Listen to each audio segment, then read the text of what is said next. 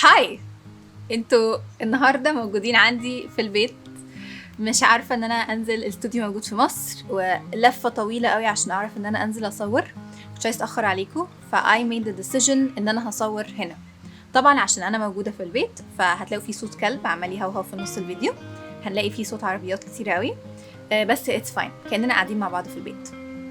الفيديو النهارده هيكون بيتكلم على الريلز كده. الكورس او الفيديو يعتبر في مثابة كورس هشرح لك فيه ازاي تكبري البيج بتاعتك باستخدام الريلز. هنتكلم برضو على ليه في شوية ريلز بتبيع، ليه في شوية ريلز مش بتبيع.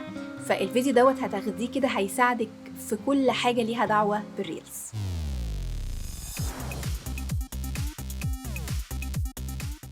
قبل ما نبتدي، هلو، انا اسمي سارة القاهري، وانا بساعدك تكبري الانستجرام والتيك توك اكاونت بتاعك وتعملي محتوى يساعدك ان انت تبيعي وتجيبي النتيجة اللي انت عايزاها.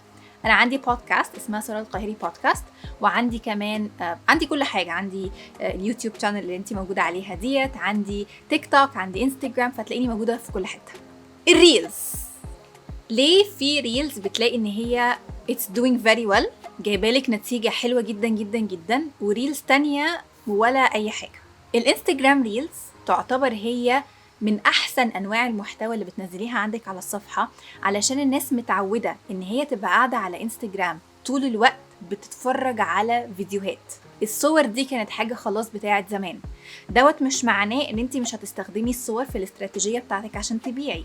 احنا بنستخدم كل انواع المحتوى بتاعتنا على الصفحة بتاعتنا علشان نبيع، بس الريلز تعتبر هي من اقوى الطرق اللي تقدري انتي توصلي للفئة المستهدفة بتاعتك بشكل صح. طيب، السؤال اللي انا على طول بتسأله من الكلاينتس بتوعي: ازاي اعرف ان انا اكون فايرل؟ وليه في فيديوهات عندي الاقيها انا طلعت خلاص فايرل، وكونتنت تانية انتي مش فايرل خالص فيها، وبتلاقي ان انتي قضيتي 70 سنة قاعدة بتعملي البوست وفي الاخر وصلتي لشخصين 3. كلمة فايرل او كلمة ان البوست يبقى فايرل، انتي ديت حاجة ليكي كبزنس اونر مش المفروض ان انتي تبصي عليها. ليه بقى؟ لما انتي تو جو فايرل، اللي بيحصل ان انتي البوست انستجرام بيفهم this group of people عاجبهم المحتوى بتاعت الاكاونت ده، وبيطلعوا لعدد كبير جدا من الناس، علشان انستجرام بيفهم ان البوست حلو للعدد او الفئة المستهدفة ديت. اللي بيحصل بيكون ان انت لما ما يكونش عندك استراتيجية، بتلاقي ان انت البوست بتاعك بيتكبر ويطير ويطلع لناس كتيرة جدا، بس للأسف مش بيكونوا من الفئة المستهدفة بتاعتك. فالنهاردة عايزين نتفق مع بعض في الفيديو ده، بدل ما نبقى بنفكر انا ازاي اكون فايرل، عايزاكي تفكري انا ازاي هبيع وازاي هجيب نتيجة كويسة من المحتوى بتاعي. طيب، انت دلوقتي تعرفي منين ان انت عندك مشكلة في الاكاونت بتاعك، وتعرفي منين انت عندك مشكلة في الانستجرام ريلز بتاعتك؟ اول حاجه بتلاقي ان انتي بتمشي ورا الكومبيتيتورز. مثلا الكومبيتيتور بتاعك راح منزل بوست عامل كده، فانتي رحتي عملتي نفس البوست ولقيتي ان هو ما جابش عندك حاجه وعند الناس التانية جاب نتيجه. بتخشي تلاقي ان في مثلا اغنيه ترندنج، هاشتاج ترندنج، حركات ترندنج، تعمليها عندك على البيج وبرده تلاقي ان انتي مش جايه عندك نتيجه. ليه بيحصل كده؟ بيحصل كده علشان انتي عندك على البيج بتاعتك بتكوني ماشية ورا الاستراتيجية بتاعت صفحة تانية، بتشوفي صفحة تانية ايه اللي بيحصل فيها وبتعملي او بتقلدي المحتوى بتاعهم. وحاجة انا على طول بقولها لكل الكلاينتس بتوعي، ان انتي مش معنى ان حاجة شغالة عند براند معين ان هي تشتغل عندك. ليه؟ احنا دلوقتي كل كاستمر بيفكر فيكي وبيفكر في الكومبيتيتور بتاعك بشكل تاني، فانتوا الاتنين في مخ نفس الكاستمر ليكوا perception مختلف، ليكوا طريقة مختلفة في التفكير عنكم. فلو انتي مشيتي ورا استراتيجية اي براند تانية هتلاقي ان الموضوع مش نافع معاكي، ولو اي براند تانية مشيت ورا الاستراتيجية بتاعتك هتلاقي ان الموضوع برضو مش نافع معاها. عشان كده هي ديت حلاوة الاستراتيجية، وعلشان كده انا لسه لحد دلوقتي ما عملتش كورس يعلمك ازاي تعملي استراتيجي، عشان انا عندي رول نمبر 1 في الكورسات بتاعتي، لما بتاخديه بيبقى معاكي بلان تطبقيها، وانا لسه شغالة على ازاي اقدر ان انا اعمل كده في كورس مسجل، تاخدي بلان تطبقيها تنفع لكل انديفيديوال لوحده. فعلشان كده مهم جدا ان انت تبقي فاهمة ان مش معنى ان انت طالعة بتقلدي المحتوى بتاع الناس التانية وبتشوفي الناس التانية بتعمل ايه والاغاني الترندنج عبارة عن ايه وبتعمليها ان انت مش هتجيلك نتيجة. هل انت ينفع ان انت تبيعي بس وانت بتنزلي انستجرام ريلز بس؟ الانستجرام ريلز تعتبر وسيلة باورفل جدا ان انت تقدري ان انت تبيعي من خلالها بشكل قوي من غير ما تبقي محتاجة كل الادوات التانية. كل الانواع التانية من المحتوى سواء الستوريز او الكاروسلز او الصور اللي بتنزل لوحدها و كل دول تولز قوية جدا، ولما بتستخدميها مع بعض الدنيا عندك بتبقى حاجة تانية خالص. however لو انت استخدمتي ريلز بس وابتديتي كمان بالذات في الاول تعتمدي على ريلز بس، يبقى احنا كده تمام، ما عندناش اي مشاكل. السؤال طبعا اللي برضو بتسأله كتير جدا، ايه الفرق ما بين الاستراتيجية بتاعت الريلز والفرق ما بين الاستراتيجية بتاعت المحتوى؟ هل في فرق؟ استراتيجية المحتوى بتعتمد على ان انت بتستخدمي كل مساحة وكل نوع بوست وكل حاجة عندك على الصفحة علشان تبيعي وتبعتي رسائل محددة بشكل قوي جدا. استراتيجية المحتوى بتتكلم على الصفحة بتاعتك ككل. الاستراتيجية بتاعت الريلز بتقولك ان انت عندك انواع معينة من انواع الريلز، وبتقدري ان انت من انواع الريلز المختلفة بتفهمي ايه الرسائل اللي انت عايز تبعتيها للفئة المستهدفة بتاعتك، وبتحطيها تحت الامبريلا بتاعت كل نوع من انواع الريلز وبتعملي المحتوى وبتجيبي منه نتيجة. فلما بيكون عندك استراتيجية للريلز بس بنبقى مركزين على انواع الريلز المختلفة والرسائل المحددة بنترجمها لريلز، بعكس لما يكون عندك استراتيجية محتوى للصفحة بتاعتك كلها بتبقى عندك رسائل مختلفة وبنبتدي ان احنا نحدد لها انواع مختلفة، وبنبتدي ان احنا من الانواع دي بنحدد لها انواع بوستات مختلفة، وموضوع كبير جدا. فاستراتيجية الريلز بتبقى استراتيجي ابسط من الاستراتيجية بتاعت المحتوى كامل.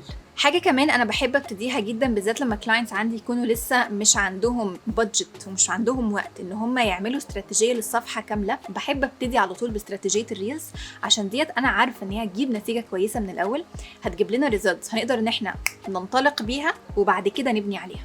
طيب هل أنا دلوقتي علشان الريل بتاعي ينجح انا المفروض ان انا ابص على ايه؟ زي ما اتفقت معاكي في اول الفيديو عايزاكي تبصي على السيلز، المبيعات بتاعتك. احنا زي ما اتفقنا عندنا انواع مختلفة من انواع الريلز، وكل نوع ريل بنعمله بيبتدي ان هو يصب في الريل اللي بعده، فبتبتدي ان الكاستمر بتاعتي ببني مشاعر معاها وبنحب في بعض، يبقى في ريليشن شيب ما بيننا وما بين بعض. انا دلوقتي لو عايزة ان انا اعمل ريلز صح للصفحة بتاعتي لازم اخد بالي من كذا حاجة. اول حاجة لازم ابقى عارفة ان انا مش فارق انا هصور بالتليفون ولا هصور بالكاميرا، مش فارق انا هنزل 1,000,000 مرة في الاسبوع ولا هنزل مرة في الاسبوع. طيب ايه هو اللي فارق؟ اللي فارق زي ما انا على طول بقول في كل الفيديوز بتاعتي ان انتي تكوني عاملة محتوى مناسب للفئة المستهدفة بتاعتك. فدوت معناه ان انتي لازم تبقي فاهمة ازاي تترجمي المحتوى بتاعك. فمثلا انا عندي الكوبايه دي، انا عايزه اقول للكاستمر بتاعي ان الكوبايه دي شيك جدا. هعمل كده ازاي؟ هبتدي ان انا اشوف الكاستمر بتاعي اصلا مهتم بايه، مهتم بالديزاين بتاع الكوبايه، مهتم بلون الكوبايه، مهتم بالماتيريال بتاعت الكوبايه. فهشوف الكاستمر بتاعي مهتم بايه وابتدي ان انا هعمل له ريلز بانواع مختلفه بحيث ان الكاستمر بتاعي يحس اوكي انا فهمت ان الكوبايه ديت الماتيريال بتاعتها مثلا فخار. فدوت معناه ان انت مش لازم تبقي طالعه تجري ورا ترندز، مش لازم تبقي طالعه بترقصي مش لازم كمان تبقي طالعه بتوري وشك، انت بس بتركزي على المنتجات بتاعتك وبتوريها بشكل صح في البيج بتاعتك. انا الكلاينتس بتوعي لما بنشتغل مع بعض بنبتدي ان احنا نبص على حاجتين. لو انت عندك بيرسونال براند، يعني انت طالعه بوشك وطالعه بنفسك ومش بتبيعي حاجه، انت بس عايزه تبقي انفلونسر، ببص ساعتها على ارقامك والريتش والانجيجمنت بتاعتك. بس لما انت يكون عندك براند انا مش ببقى عايزه اكبر لك الصفحه بسرعه، انا ببقى عايزه اشوف لك انت ايه هو نوع المحتوى اللي بيشتغل معاكي كويس وبعمل لك ريلز تبيع لك. فاون افريج انت لما البوست بتاعك يوصل من 1000 ل 5000 مشاهده انت كده زي الفل في المبيعات، مش محتاجين اكتر من كده علشان نبيع. عشان انت هتلاقي ان انت الريل الواحد لو انت عامله استراتيجيه صح وماشيه بستراكتشر صح هيجيب لك تقريبا 11 اوردر. ولو انت مش هي ديت الارقام اللي بتحصل لك دلوقتي يبقى احنا عندنا مشكله في الاستراتيجيه بتاعت الريلز بتاعتنا، عشان زي ما بقولك الريلز بتبيع وبتبيع كويس قوي. دلوقتي انت لو عايزه ان انت تتعلمي ازاي تعملي انستجرام ريلز تعملي ايه؟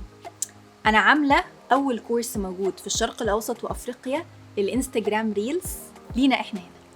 الكورس ده بيعلمك ازاي تعملي محتوى ريلز للمنتجات بتاعتك يساعدك ان انت تبيعي المنتجات بتاعتك كويس. الكورس دوت معمول للناس اللي عندها منتجات فقط، والكورس دوت بيعلمك الاستراتيجية بتاعة الريلز. انا في الكورس مش مركزة على تصوري ازاي والحركات اللي هي هنعمل اديتنج على انهي ابلكيشن. الاديتنج دوت انت لو دخلتي على اليوتيوب هتلاقي فيديوهات كتيرة جدا فور فري بتعلمك ازاي تعملي اديتنج وبتقولك هنصور ازاي مش هنصور ازاي. بس الاستراتيجية دي مش هتلاقيها موجودة في حتة، بالذات لما هي تبقى استراتيجية معمولة ليكي انت مخصوص في الريجن اللي انت موجودة فيها. الكورس دوت هيعلمك ازاي تعملي استراتيجية للريلز بتاعتك، هيعلمك ايه هي الاساسيات والحاجات اللي تركزي عليها، هيعلمك امتى تنزلي بوست عامل ازاي، هيعلمك تبصي على ارقام الريلز بتاعتك وتفهمي هل انا ماشيه كويس ولا لا، هيعلمك ان انت مش محتاجه تجري ورا الترندز علشان تجيبي نتيجه، هيعلمك طبعا ازاي تصوري، وهيعلمك ازاي تعملي اديتنج. بس ده بصراحه سكشن واحد بس بظبط لك كده، يلا هنطبق مع بعض. بس الكلام التقيل بتاع الاستراتيجي هو دوت اللي مش هتلاقيه موجود في حته تانية. انا الكورس دوت عشان هو اول واحد ينزل عندنا في الريجن، وعشان انا متفهمه ان انت عندك سمول بزنس لسه في الاول، انا بصراحه منزلاه بسعر اقل، وهبتدي ان انا هرجعه لسعره الاصلي اخر الشهر. وعامله لك كمان اوفر ان انت هتاخدي فري سيشن معايا لايف مع كل الناس اللي واخده الكورس دوت الشهر دوت بس، ومش هعمل كده تاني.